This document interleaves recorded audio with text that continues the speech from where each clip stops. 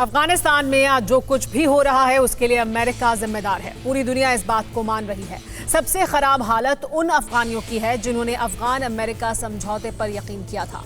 आम अफगानियों की शिकायत है कि पूरी दुनिया ने उनसे मुंह फेर लिया है।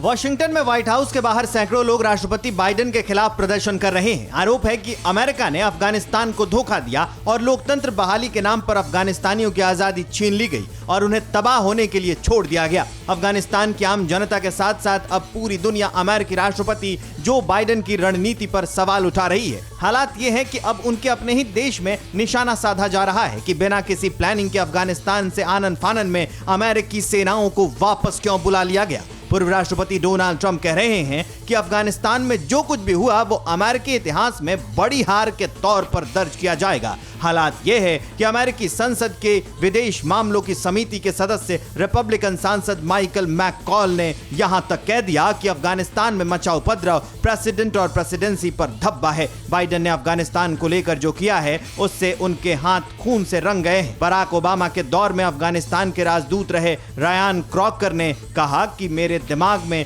जो बाइडेन की लीडरशिप को लेकर गंभीर सवाल उठ रहे हैं। जम्मू में भी अफगानी छात्र रहते हैं, वो यहां पर हैं लेकिन उनका दिल अफगानिस्तान में लगा है। 40 साल से जंग झेल रहे आम अफगानी अब सिर्फ अमन चाहते हैं। आप देखिए जम्मू से ये खास रिपोर्ट। चाहते हैं कि जो सिचुएशन वहां पे बनी हुई है जल्द से नॉर्मल हो। Yeah, actually, as we know, war is not the situation. Since 40 years, war is going on. The result of this war is our country is destroying, our people is dying. So it's not a solution, and we want it's now time to stop the war, to start a new chapter, and to live peacefully. 20 साल पूरा पीछे back जा रहे हैं आप। दुख हो रहा होगा, आंखों से आंसू तक निकल रहे हैं आपके, मैं देख रहा हूँ। You are getting so much emotional. Sir, yes, because we are love our country, we are love our people. Because if our country and our people will be in trouble, we are also in trouble. If our people, our country will be safe, we are also happy. So what do you think about this?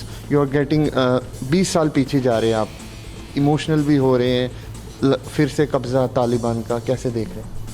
So before I mention, so if the global authorities support us, so we will be once more arise from that situation and will be once more go to for solving and फिक्र आपकी सोमवार से शुक्रवार रात 9 बजे सिर्फ TV9 Bharatvarsh पर।